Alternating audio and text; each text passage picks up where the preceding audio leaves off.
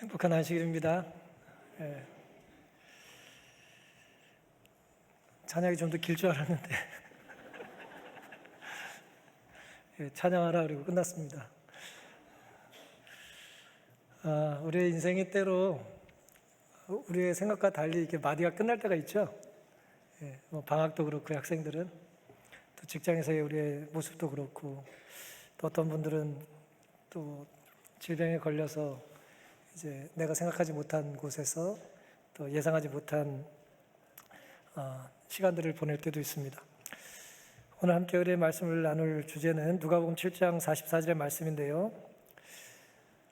이 말씀을 통해서 우리가 어떤 눈으로 우리의 이웃들과 또 성도들과 우리의 주변의 사람들을 살펴봐야 하는지를 좀 살펴보겠습니다. 여자를 돌아보시며 시몬에게 이르시되 이 여자를 보느냐? 내가 너의 집에 들어오매 너는 나에게 발 씻을 물도 주지 아니하였으되 이 여자는 눈물로 내 발을 적시고 그 머리털로 머리카락으로 씻었으며 라고 이제 예수님께서 말씀을 하셨습니다. 우리가 이제 세상을 바라보는 이제 눈들이 다양한 것 같습니다. 무엇인가를 쳐다보고 생각하고 또 이제 판단을 하는데요. 때로는 이제 반대로 작용하기도 하는 것 같아요. 봤기 때문에 이렇게 판단하는 게 아니라 어떤 이미 판단을 하고 이제 바라보는 것 같을 때가 있는 것이죠. 오늘 본문을 중심으로 이제 세 부류의 이제 시선을 좀 살펴보려고 합니다. 첫 번째 이 본문은 우리에게 마리아라고 하는 여인을 통해서 이제 감사의 눈이 어떤지를 보여줍니다. 세상을 혹은 주님을 혹은 성도를 우리의 상황을 감사하는 마음으로 바라볼 수가 있겠습니다. 7장 36절부터 보시면 한 바리새인이 예수께 자기와 함께 잡수시기를 청하니 이에 바리새인의 집에 들어가 앉으셨을 때에 그 동네에 죄인인 한 여자가 있어 예수께서 바리새인의 집에 앉으셨음을 알고 향유 담은 옥합을 가지고 와서 예수의 뒤로 그 발 곁에 서서 울며 눈물로 그 발을 적시고 자기 머리털로 씻고 그 발에 입 맞추고 향유를 부었다고 이제 기록을 합니다. 이 바리새인의 이름은 이제 시몬인데요. 시몬이 예수를 또 제자들을 초청해서 잔치를 벌이는 장면이죠. 그런데 난데없이 마리아라고 하는 여자가 이제 그 잔치 벌어지고 있는 중에 예수님께 향유 옥합을 이제 부었어요. 왜 마리아는 예수님께 향유 옥합을 부었을까요? 누군가 어떤 행동을 할 때는 이유가 있겠죠?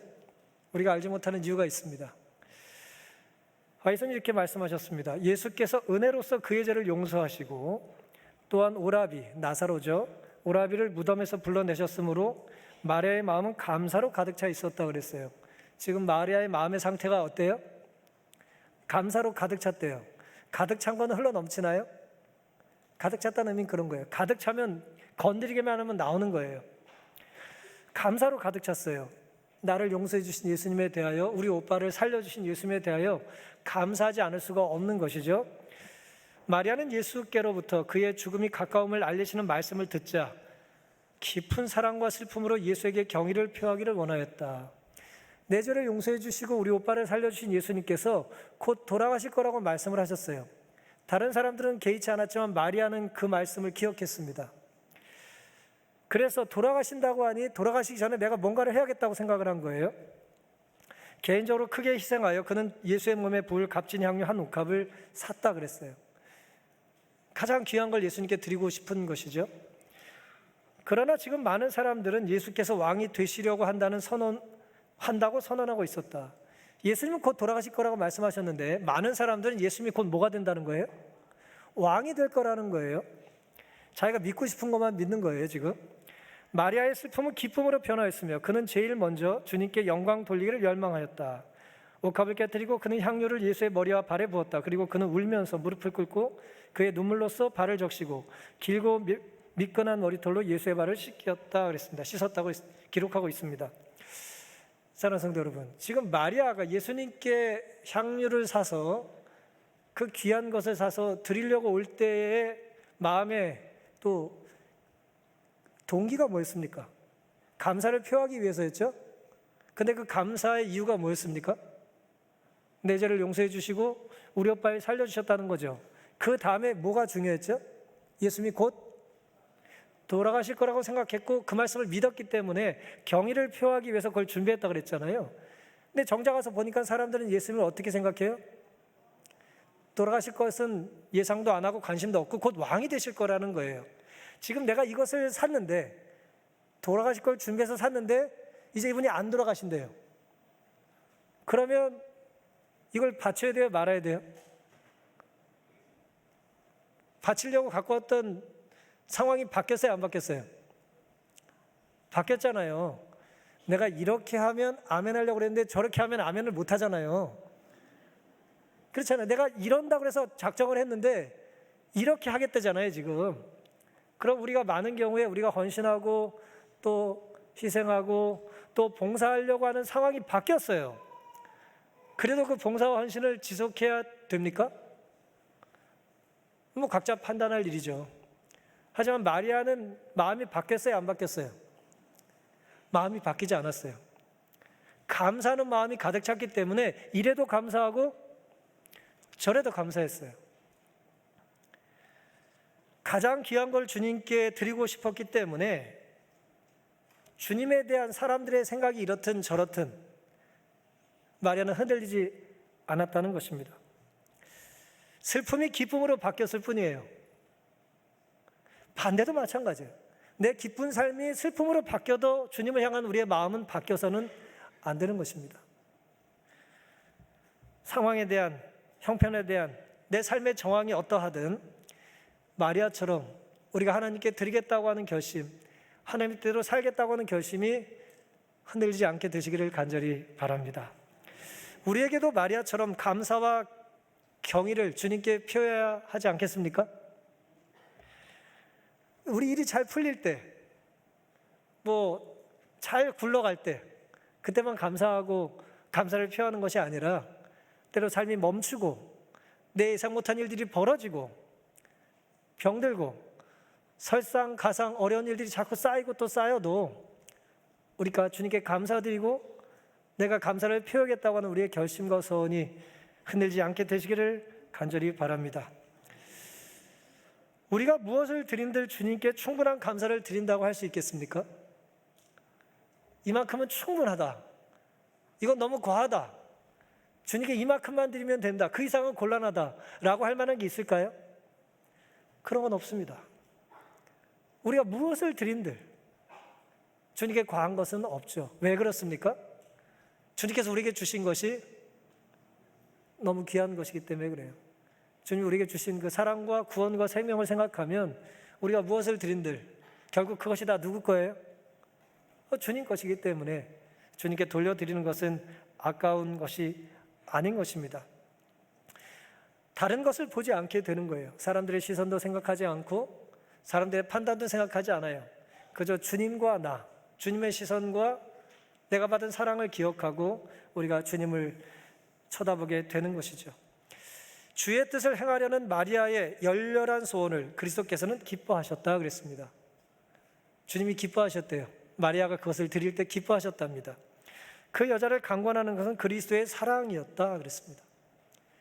그리스도의 사랑이, 주님에 대한 사랑이, 주님이 나에게 베풀어 주신 사랑이 이것을 하지 않고는 견딜 수 없게 만든 거예요. 우리가 살다가 그런 걸 경험할 때가 있습니까? 나도 모르게 나오는 게 있죠. 그렇죠? 그런 어떤 그 찬탄, 그런 감동적인 고백이 우리에게도 있게 되기를 간절히 바랍니다. 비할 데 없는 탁월한 그리스도의 품성이 그 여자의 심령에 충만하였다. 주님께 대한 감사가 충만하다는 건 내 안에 그리스도가 충만하다는 것이죠. 오늘 우리 안에 예수님이 우리에게 주셨던 걸 기억하고 감사의 눈으로 마리아처럼 주님을 바라보고 우리에게 허락하신 이 상황과 또 형편에 대한 감사의 마음이 가득 찰 수 있기를 간절히 바랍니다. 이렇게만 살면 얼마나 좋겠습니까마는 우리 주변에는 또 다른 시선이 있죠. 우리 안에는 또 다른 유혹이 있습니다. 그건 뭐냐면 이제 의심의 눈이 있는 거예요. 감사가 아니라 이걸 감사한 일이야? 라고 하는 의심의 시선이 있는 것입니다. 바로 시몬과 유다의 눈입니다. 39절에 예수를 정한 바리새인이 시몬이 이것을 봤어요. 마리아가 예수님께 정말 황당하게 그 귀한 것을 이제 부은 것을 본 것입니다.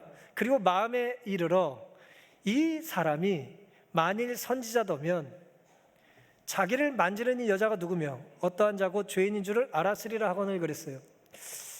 이 여자는 부정한 여자고 이 여자는 뭐 언급할 가치가 없어요.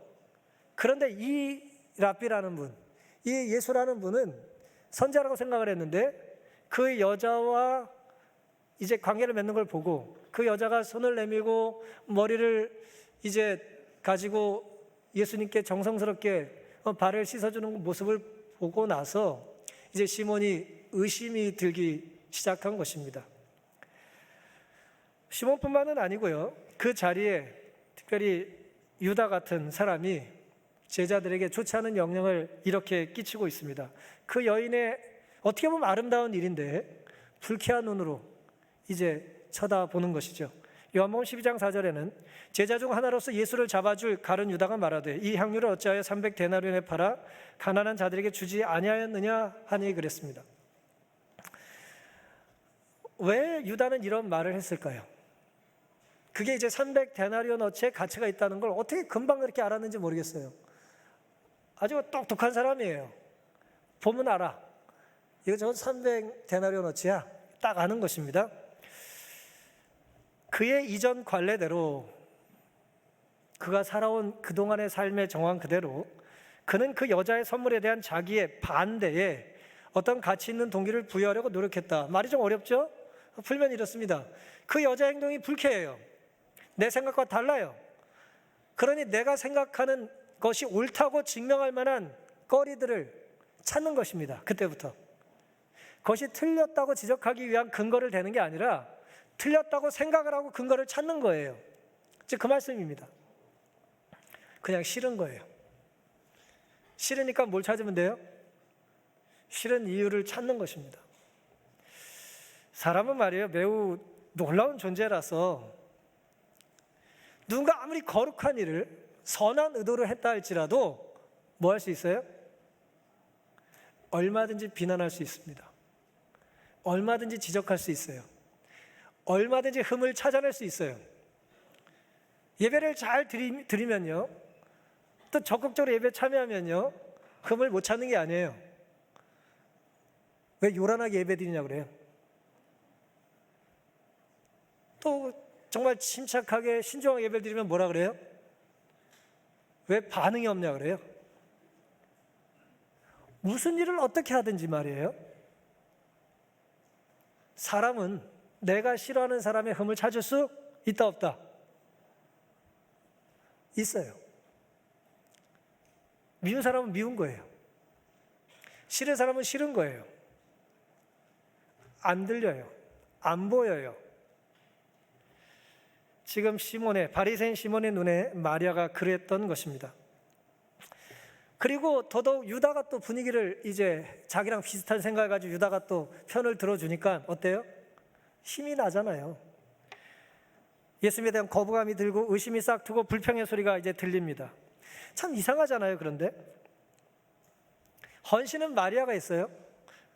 또 희생은 마리아가 있어요. 어쨌든 주님께 드린 건 마리아의 전부였어요. 그건 누구 마음이에요? 그거 누구 마음이에요? 잘 생각하셔야 돼요. 그거 누구 마음이에요? 마리아 마음이잖아요. 마리아에게 역사한 성령의 감동에 순종한 건 마리아잖아요. 근데 성령의 인도하심 따라 순종한 마리아에 대한 비판과 평가를 누가 하고 있어요? 지금 시몬이란 바리새인과 유다가 하고 있는 것입니다. 왜 예수님께 마리아가 바친 향유에 대하여 다른 사람들이 이래라 저래라 간섭을 합니까? 그 사람의 고유한 권리잖아요. 근데 유다는 마치 자신이 마리아에게 권리를 양도받은 것처럼 비난을 하고 있어요. 우리가 이제 이러기가 쉬워요. 남의 시간에 대하여, 남의 공간에 대하여, 아이들 같으면 남의 생각과 아이들의 진로에 대하여 그러기가 쉽습니다. 부모기 때문에, 선생님이기 때문에, 우리가 오래 살았기 때문에. 예? 뭐 식당 가서도 말이에요. 뭘 먹을지에 대한 선택을 누가 해요? 자기가 하고 싶은 거예요. 어디 갈지에 대한 선택을 내가 해야 되는 거예요. 다 틀린 건 아니고 항상 틀린 건 아니지만 매우 위험한 것입니다. 그 사람의 고유 권리예요. 근데 그걸 자꾸 내가 선택하려고 하는 것입니다. 교육이라고 하는 이름으로, 사랑이라고 하는 이름으로. 놀랍게도 성경은 그 유다를 이렇게 기록해요. 요한복음 12장 6절입니다. 이렇게 말하면 가난한 자들을 생각함이 아니요 300데나리온에 팔아가지고 가난한 사람을 도와주려고 하는 게 그 사람의 진짜 생각이 아니고요, 저는 도적이라 돈꾀를 맞고 거기 넣는 것을 훔쳐감이라 그랬어요. 누구 심보예요? 도둑 심보예요. 도둑 심보. 왜? 도둑이 뭡니까? 남의 것을 지 것처럼 가지면 도둑이잖아요. 그렇잖아요. 남이 할 권리를, 남이 누릴 권리를, 남이 선택할 것들을, 남의 생각을, 남의 사상을, 남의 고민을 내가 그냥 갈취하는 것입니다. 내가 다 해답이 있는 사람처럼 말이에요. 엉터리예요. 제가 새벽에 교회 오시는 분들한테는 자주 드리는 말씀입니다만은, 누가 뭘 대단히 깨달았다고 하는 말을 듣지 마십시오. 역사 이래로 그것은 틀릴 가능성이 많아요. 시작은 좋았을 수 있지만 끝이 틀릴 가능성이 너무 많아요. 하나님 우리 각자를 다 사랑하세요. 우리에게 생각할 수 있는 힘을 주셨고 판단할 수 있는 능력을 주셨습니다. 그러니 사람을 통해서 우리가 하나님의 사랑을 느끼고 배우는 건 좋은 것이지만, 어떤 한 사람의 말 때문에 내가 뭘 할지 말지에 대하여 결정적으로 침해당하는 일을 허락하지 않게 되시기를 바랍니다. 시몬은 많은 사람들이 불신과 불쾌한 마음으로 그리스도를 바라보고 있는 것을 알았다 그랬어요. 시몬과 유다만 그런 것이 아니라 많은 사람들이 이 비정상적인 여자의 비정상적인 행동을 불쾌히 여겼어요. 왜냐하면 지금 시몬은 바리새인이었어요. 경건한 사람이었습니다. 그리고 예수님과 제자들을 초청했어요.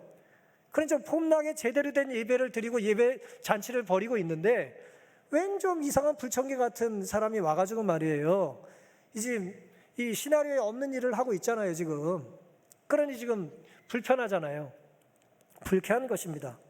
그리스도께서 이 여인을 당신에게 접근하도록 허락하신 까닭에 죄가 너무 커서 용서받을 수 없는 사람으로서 그 여자를 분노하고 물리치지 않으신 까닭에 그 여자를 받아들였다, 그 여자를 거절하지 않았다, 그 여인이 타락한 것을 인식하지 못하는 것처럼 보였기 때문에 그렇게 행동한 걸 봐서는 이 여자가 어떤 사람인지를 인지하지 못했을 거라는 거예요, 예수님이. 그러니까 시몬은 그리스도는 선지자가 아니다라고 생각하는 유혹을 받았다는 거예요. 선자라면 어떻게 돼요? 내가 널 사랑하지만 우리 사이는 가까이 할 수 없는 거리가 있단다. 2m 좀 지켜줘라. 뭐 그래야 된단 말이에요. 사랑하지만 거리를 유지해야 될 것 같은데 예수님은 덥석, 마치 칭찬하는 표정으로 흐뭇해하시면서 그 여인의 이 기름 부음을 이제 받아 주셨다는 거잖아요. 그것을 보니 여자는 둘째치고 선지자가 아니라는 것입니다. 그런데 시몬의 방법은, 시몬의 그러한 생각은 마리아에 참여하는 봉사를 뭐 하지 않았어요? 쳐다보지 않은 거예요. 무슨 말씀입니까? 마리아가 진정 어떤 마음으로 주님께 이 일을 하고 있을지를 생각해야 되거든요. 저 사람 왜 저러지?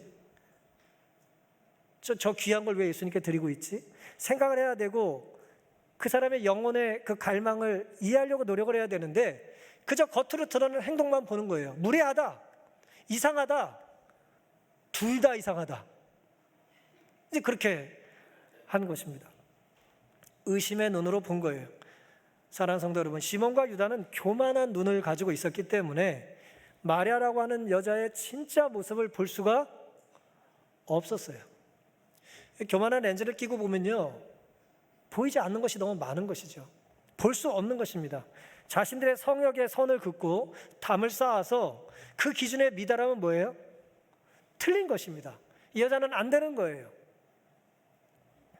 어떻게 그런 여자를, 어떻게 라피라는 양반이 어떻게 그렇게 생각하고 행동을 할 수 있느냐라고 이제 계속해서 생각을 하는 것입니다. 우리는 남의 헌신을 비난하기 위한 구실로 더 나은 대안을 제시했던 적은 없습니까?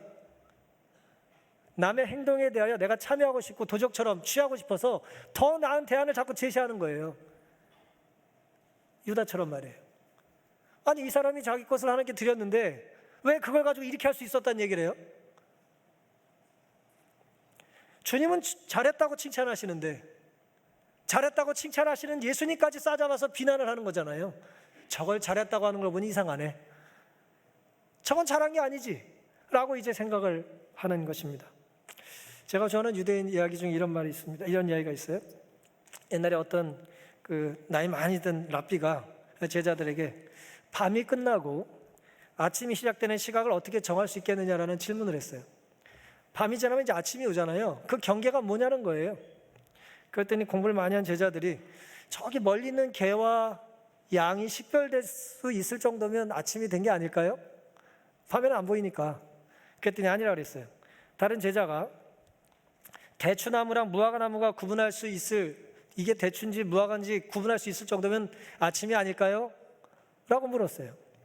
그랬더니 움직이는 짐승도 아니다, 멈춰있는 나무도 아니라는 거예요. 그때는 아침이 아니라는 거예요.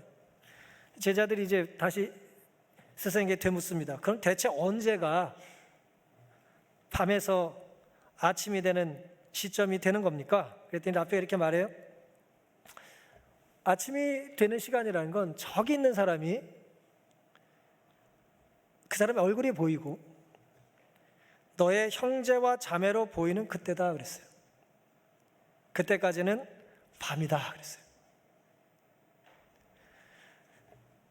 이 물리적인 시간을 얘기하는 게 아니죠. 우리의 삶에 있어서 아침은 언제냐, 밤이 끝나고 아침이 시작되는 건 언제냐, 내 옆에 있는 사람이 어떻게 보여야 돼요? 내 가족으로 보여야 된다는 거예요. 그러기 전에는 다 밤이에요. 우린 지금 밤에 살고 있는 거예요. 지금 시몬과 유다는 아직도 밤에 있는 것입니다. 그 여자는 나와 상관없는, 예수님의 행동은 우리 같으면 하지 말아야 될 그런 것으로 이제 선을 긋고 이제 멀리 한 것입니다. 누군가가 내 가족으로 보이지 않는다면 나는 아직 영혼의 아침을 맞이한 것이 아닙니다. 이 아이들이 우리 아이라고 보이지 않고 교회 오신 어르신들이 우리의 부모라고 생각되지 않는다면 우리는 한 교회의 식구로 살아가는 것이 아닌 것입니다. 한 공간에 있다고 해서 우리가 가족은 아니에요. 버스 타고 전철 탈 때 그 이웃이 다 형제와 자매로 보이진 않잖아요. 내 자리를 차지할지 모르는 라이벌로 보이잖아요. 그런 공동체가 아니라 내가 짐을 들어줘야 되고, 내가 옆에 있어줘야 되고, 내가 저 눈물을 닦아줘야 되고, 내가 저 어른의 어깨가 되어줘야 된다는 그런 느낌, 그런 감사의 마음이 들어야 우리가 한 가족이라는 것입니다. 사람보다 그 어떤 것이 더 귀하게 보인다면 물질은 말할 것도 없고요, 생명이라 할지라도 사람보다 더 귀하게 이제 여긴다면, 애완동물 많이 키우시는 거예요. 제가 막을 수는 없겠습니다만은 제발 사람보다 애완동물을 더 귀하게 여기는 일은 없게 되기를 간절히 바랍니다. 거의 아멘을 안 하는 세상이 됐습니다. 이제 우리가 바라봐야 될 세 번째 눈입니다.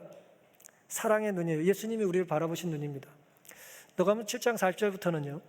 예수께서 대답하여 가라사대 시몬아 내가 너에게 이를 말이 있다 하시니, 예수는 우리가 하실 말씀이 있으세요? 저가 가로되 선생님 말씀하소서. 가라사대 빚 주는 사람에게 빚진 자가 둘이 있어 하나는 500데나리온을 졌고 하나는 50데나리온을 졌는데 갚을 것이 없으므로 둘 다 탕감하여 주었으니 둘 중에 누가 저를 더 사랑하겠느냐? 시몬이 대답하여 가로되 제 생각에는 많이 탕감함을 받은 자니이다. 가라사대 너의 판단이 옳다 하시고, 44절 여자를 돌아보시며 시몬에게 이르시되 이 여자를 보느냐? 이 문장이 굉장히 흥미로워요. 여자를 돌아보시며, 예수님 지금 누굴 보고 있어요?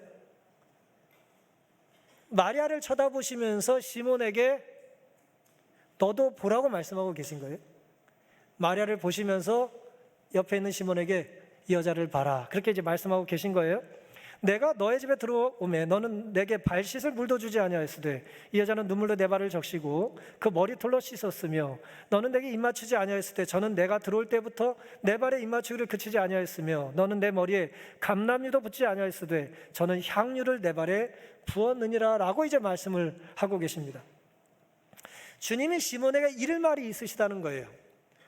그럼 오늘 우리에게도 예수님이 하실 말씀이 있으실까요? 예수님 말씀 들으러 오신 거잖아요. 제 탁한 소리 들으러 오신 거 아니잖아요.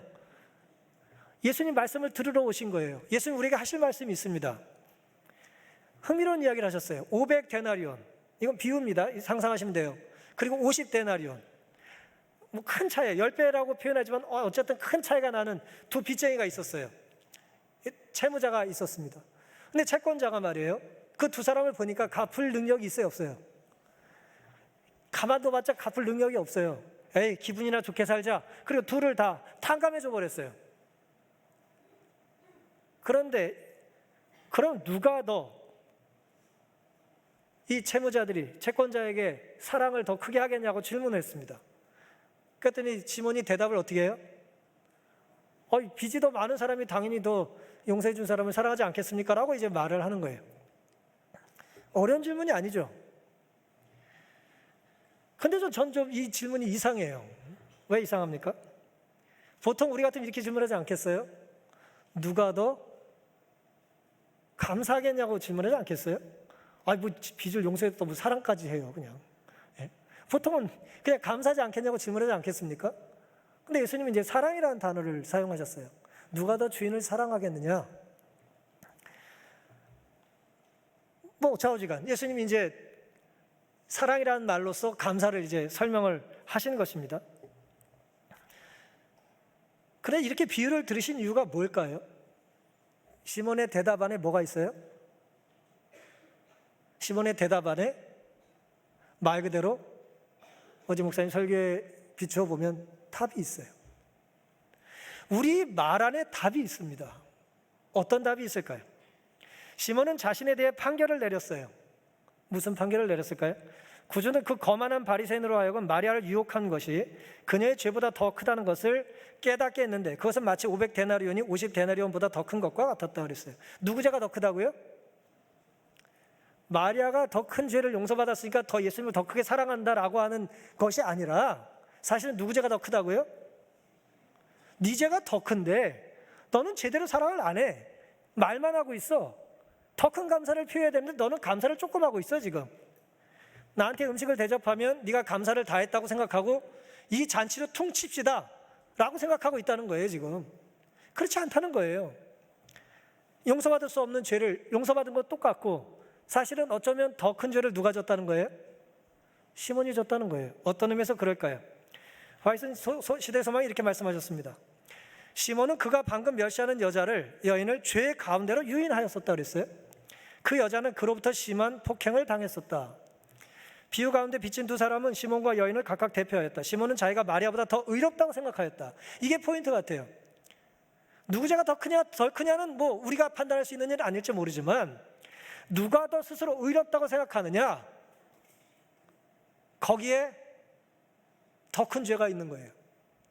내가 의롭다고 생각하는 것이 죄예요. 나는 저 사람보다 잘났다고 생각하는 게 더 큰 죄예요. 예수님은 그걸 알려주고 싶으셨던 겁니다. 그러므로 예수님께서는 그의 죄가 참으로 얼마나 컸는지를 보여주기를 원하셨다 그랬어요. 네 죄가 얼마나 큰지를 아느냐. 너는 발 씻을 물도 주지 않고 입 맞추지도 않고 흔한 감람유도 나에게 주지 않았는데 마리아는 눈물로 머리털로 발에 입도 맞추고 향유도 나에게 부으며 살았다. 그 연이 얼마나 아름다운지 아냐? 라고 이제 말씀을 하신 것입니다. 이 모습에 시몬은 감동을 받아요. 이제 시몬은 새로운 빛 가운데서 자신을 바라보기 시작했다. 시몬은 손님들 앞에서 공공연하게 자기를 책망하지 않으신 예수의 친절로 인해 감동되었다 그랬어요.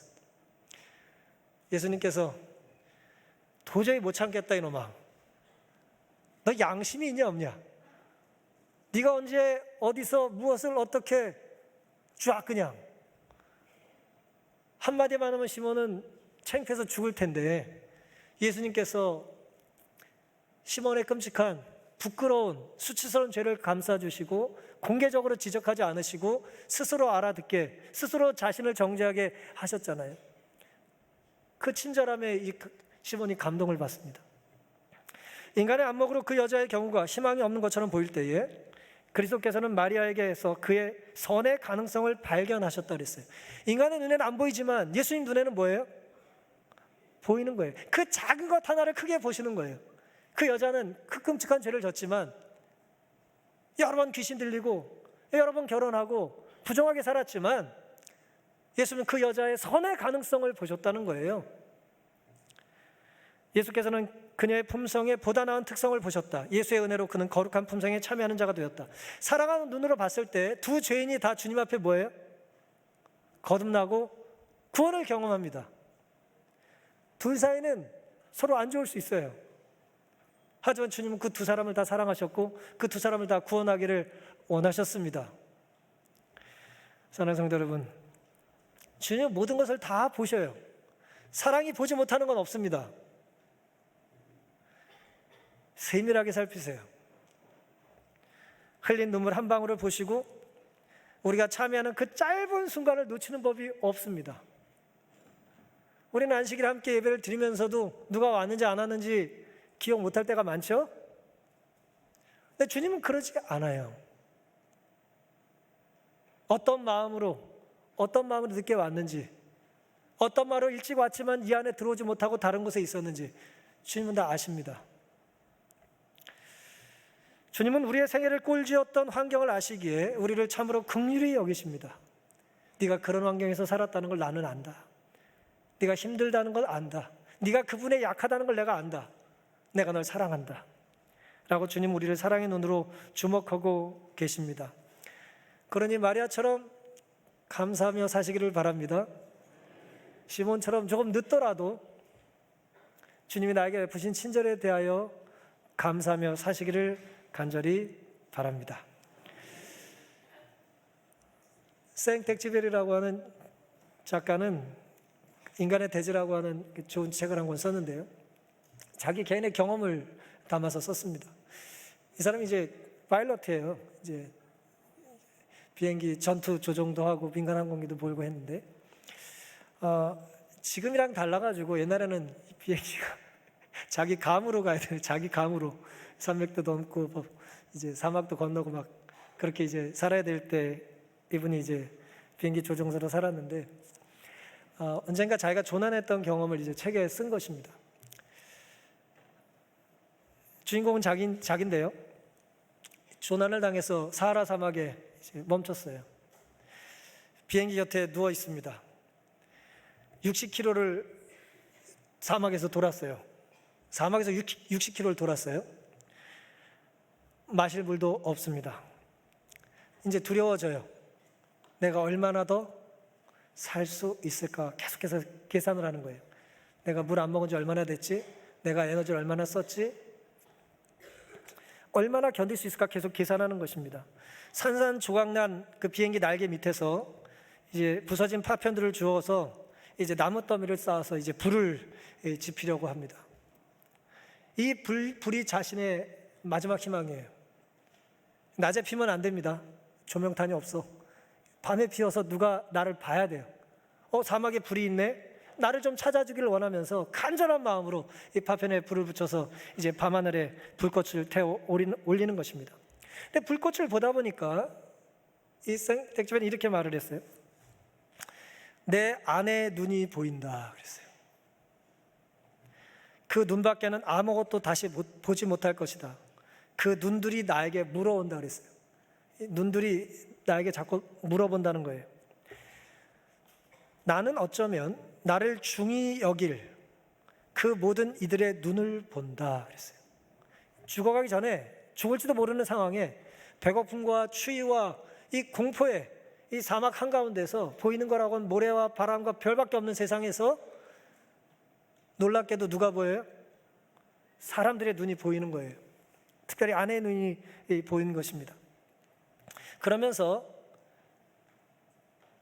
그 눈들이, 수많은 눈길들이 나의 침묵을 책망하고 있다고 듣기 시작했어요. 그래서 대답을 하는 겁니다. 뭐라고 대답해요? 나는 내가 할 수 있는 최선을 다했어. 나는 불빛을 올렸고 불을 태웠고 내가 할 수 있는 모든 건 다 했어요. 이제 뭐밖에 없어요? 죽는 것밖에 남은 게 없는 것입니다. 근데 함께 조난당한 동료 프레보가 옆에서 울기 시작했어요. 어깨를 두드려줍니다. 위로하려고 어깨를 두드려주면 이렇게 대답을 했어요. 이렇게 말을 했어요. 다 틀려 먹었으면 다 틀려 먹은 거지 뭐. 더 이상 희망이 없다는 거예요.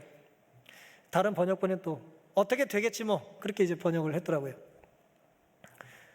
근데 이 프레보라는 동료가 이렇게 말을 해요. 내가 나 때문에 우는 줄 압니까? 죽어가면서 내가 지금 뭐 죽는다고 슬퍼서 우는 줄 알아요? 그렇게 이제 대꾸를 하는 것입니다. 죽어가면서 우는 사람이 나 때문에 우는 게 아니라면 도대체 뭔 소리입니까? 자신 때문에 우는 게 아니라면?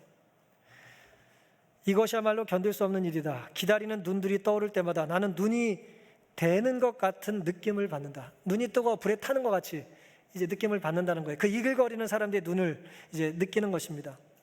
저쪽에서 사람들이 사람 살리라고 부른다 그랬어요. 난파하고 있다. 이것은 이상 야릇한 주객 전도다. 이 말이 생각하면서 읽어야 돼, 이 책은. 내가 죽어가고 있는데 저쪽에 있는 사람들이 이글거리면서 내 눈을 쳐다보면서 뭐예요? 자기들이 죽어가고 있다고 말하고 있다는 거예요. 왜 그 사람들이 죽어가고 있죠? 침묵의 1초 1초, 내가 침묵하는 1초 1초가 내가 사랑하는 사람들을 조금씩 죽여가고 있는 것이다. 내 안에는 큰 경로가 부글거린다. 늦기 전에 가서 빠지는 저 사람들을 구하지 못하게 왜 이 사슬들은 나를 방해하는 건가? 조금만 기다려요. 곧 갑니다. 우리가 곧 가요. 우리는 구조되다 그랬어요. 여기까지만 인용을 하겠습니다. 무슨 말씀입니까? 자기가 죽어가면서 지금 뭐 하겠다는 거예요? 저기 죽어가는 사람들을 내가 살릴 수 있는 뭐라고요? 내가 구조되라는 거예요. 이 정신이 나갔어요 지금. 죽기 전에 정신이 나간 겁니까? 아니에요. 내가 살아야 될 이유를 생텍쥐베리는 조난의 경험을 글로 옮기면서 내가 죽지 않고 살아야 될 이유는 나한테 있는 게 아니라 나를 사랑하는 사람의 눈 속에 있다는 걸 발견한 거예요. 그들이 날 살아가고 있기 때문에 내가 죽기로 결심하면 그들도 뭐 한다는 거예요? 그들도 죽는다는 거예요. 그러니까 나는 그 사람들을 뭐 해야 된다는 거예요? 살려야 되기 때문에 죽으면 안 된다는 거예요. 사랑하는 성도 여러분, 난파당한 사람은 누구나 다 누군가의 소중한 가족이에요. 가족이 없는 사람은 없습니다. 누구나 다 가족이 있어요. 미움은 좀 받고 좀 뭐 속썩이는 사람일 수는 있고 뭐 망신살이 뻗친 일을 했을 수는 있겠지만 누군가에게 다 소중한 가족입니다. 생텍쥐베리는 아내를 떠올렸고요. 그리고 살아야겠다고 결심을 한 것이고, 우리는 누굴 떠올려야 합니까? 우리는 예수님을 떠올리면 됩니다. 날 위해서 돌아가신 예수님의 그 십자가에서 흘리신 피와 그 사랑과 친절의 눈길을, 시선을 우리가 기억하는 한 우리는 살아가야 하는 것입니다. 이게 사랑입니다. 사랑은 혼자 살면 안 되죠? 혼자 살 수 없는 거예요. 혼자서도 잘 사는 사람은 이상한 사람이에요. 혼자서는 잘 살 수가 없어요. 사랑의 대상이 필요하고 그 대상은 누구여야 한다고요? 30분을 얘기했어요. 그 대상은 누구여야 된다고요? 사람이어야 돼요. 사람이어야 돼요. 예수님이 함께 피 흘려 돌아가신 사람이어야 합니다. 다른 것으로 채우시면 안 돼요. 그건 착각이에요. 그건 오해입니다. 그건 잘못 살고 있는 거예요. 아무리 힘들어도 나를 생각하고 나를 사랑하고 내가 살아남기를 원하는 그 사랑과 구조의 눈길을 기억하시게 되기를 간절히 바랍니다. 죄로 얼룩진 마리아는 이런 주님의 사랑을 경험한 거예요. 그러니 감사하지 않을 수가 없었겠죠? 시몬은 어땠습니까? 자신의 부끄러운 죄를 공개하지 않으신 예수님의 친절과 사랑에 감동하고 이제 나도 바른 사람으로 바른 눈으로, 바른 시선으로 살아야겠다고 이제 변화가 되는 것입니다. 주님은 마리아와 시몬에게 하신 것처럼 오늘 우리 영혼의 죄값도 채무도 탕감해 주셨음을 믿으십니까? 우리도 다 용서받은 사람들입니다. 우리도 다 구원받은 사람들이에요. 조난 중에 구원받고 또 조난당한 사람들이에요. 우리가 처음 구원받은 게 예수님의 사랑의 시선 때문이라면 지금의 어려움과 시험 속에서도 우리는 예수님의 사랑의 눈빛으로 구원받을 수 있다는 것을 기억하게 되시기를 간절히 바랍니다. 그러니 죄의 무게에 너무 짓눌려 살지 마시고, 내가 방향을 잘못 정했고, 내가 속도를 잘못 맞췄고, 내가 잠시 딴짓한 것 때문에 사막에 조난당한 것에 대한 절망과 탄식과 자책을 너무 크게 하지 마시고 여전히 나를 사랑하시는 예수님의 시선으로 인하여 용기를 내게 되시기를 간절히 바랍니다. 그리고 내가 조난받았을 때 나를 구원하기를, 내가 구원받기를, 내가 살아남기를 원하는 그 사랑의 눈을 기억하게 되시기를 바랍니다. 아무도 날 좋아하지 않아. 그건 착각입니다. 예수님이 우리를 사랑하십니다. 그리고 우리가 사랑하는 누군가가 지금 힘든 중에 죽을 것 같이 느끼고 있다면 그가 살기를 원해요? 죽기를 원해요? 그냥 확 죽어버려 그래요? 그가 살기를 원하잖아요. 살아남기를 원하잖아요. 살아내기를 원하잖아요. 그러니 그가 살아날 수 있도록 우리도 사랑의 시선으로 기도하고 후원하고 용기를 줄 수 있게 되기를 간절히 바랍니다. 우리 모두 살기를 선택함으로 주님께 기쁨을 드릴 수 있기를 바랍니다. 그리고 힘들어하는 사람들에게 주님이 우리에게 보여주셨던 그 사랑의 빛을 조금이라도 반사하는 이 안식일과 이번 한 주가 되기를 바라면서 오늘 말씀을 마치겠습니다.